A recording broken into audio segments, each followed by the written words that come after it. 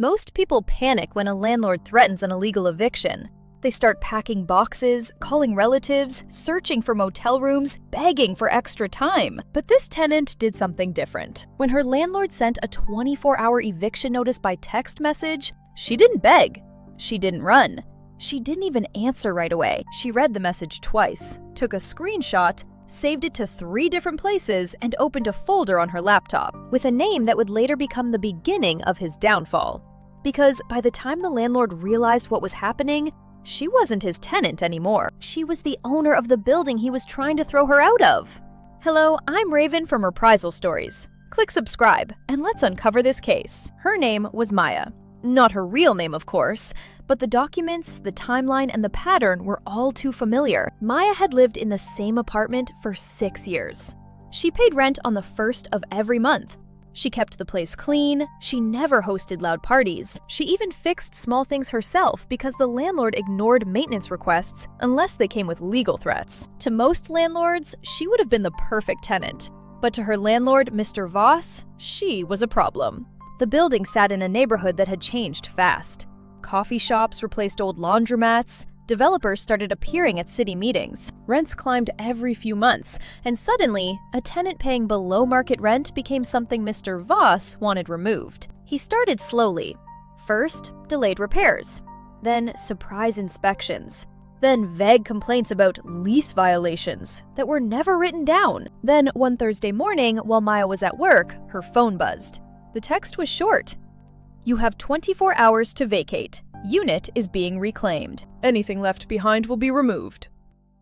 No court order, no formal notice, no legal filing, just a threat. For a moment, Maya stared at the screen without breathing. Her apartment wasn't just furniture and walls, it was the one stable place she had left. Every shelf, every framed photo, every late-night cup of coffee at the kitchen counter had weight, and he thought he could erase all of it with one text. She called him immediately. He didn't answer. She texted back, asking for the legal basis of the eviction. He replied, "Don't make this difficult." That was the moment fear turned into something colder. Maya left work early and came home to find the first warning sign. The building's front door code no longer worked. She stood on the sidewalk in the freezing air, punching the same numbers, while the keypad flashed red. A neighbor let her in. When she reached her apartment door, her stomach dropped.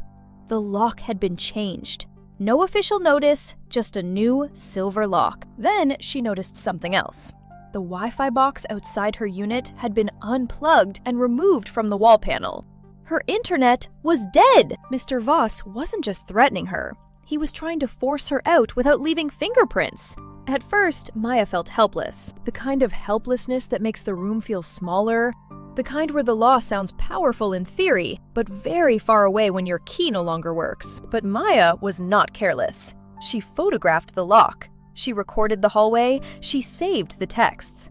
She asked the neighbor to write down what he saw. Then she called a tenant rights hotline. "That is not an eviction," the attorney said. "That is an illegal lockout." By 2026, laws had been tightened. Landlords could no longer use informal notices or utility shutoffs to push tenants out. Mr. Voss had done almost everything the law warned against. But Maya noticed something strange. The building wasn't owned directly by Mr. Voss. It was owned by a small property company tied to other buildings. That detail bothered her. So instead of only preparing a legal complaint, Maya started asking a different question. Why was he suddenly so desperate? That night, in a cheap hotel room, Maya opened public property records. She searched the company name, the parcel number, the mortgage filings. By 2:14 a.m., she found the first crack. The building had been refinanced twice. The most recent loan had a variable interest rate. Mr. Voss was over-leveraged. Maya kept digging. She found unpaid contractor liens, late tax records, a notice of default buried in county filings. The debt was flagged as distressed. The same man trying to throw her into the street was fighting to keep the bank from taking the building away from him. That changed the entire case. Maya stopped thinking like a tenant.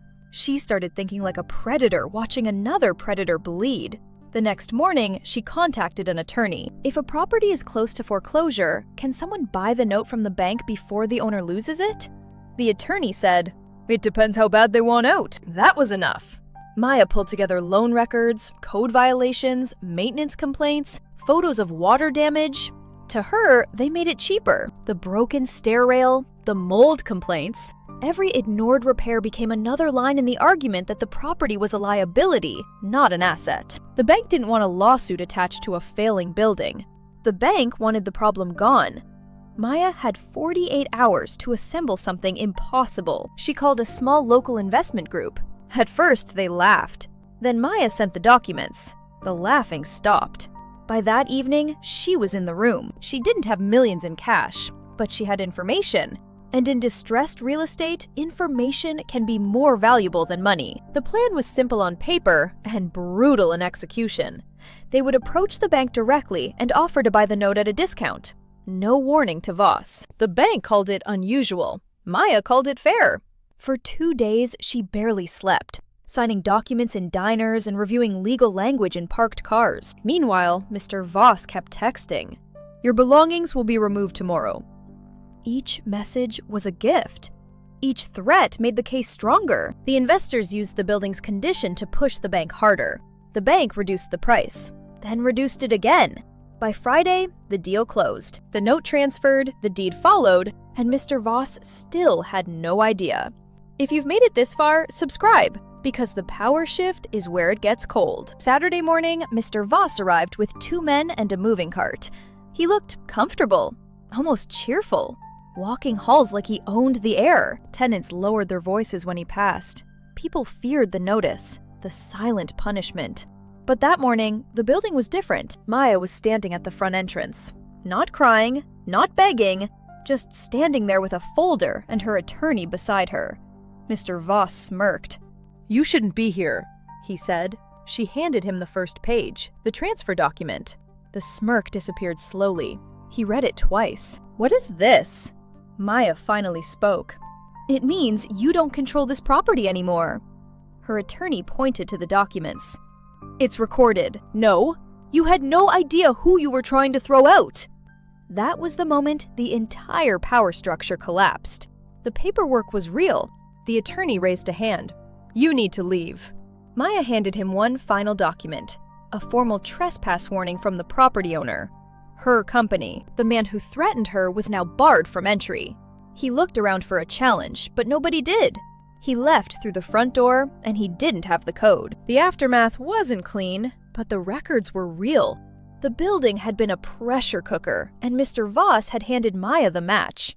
Within weeks, repairs began. Maya didn't beat him with anger. She beat him with records and timing. She beat him with the one thing he never expected: strategy.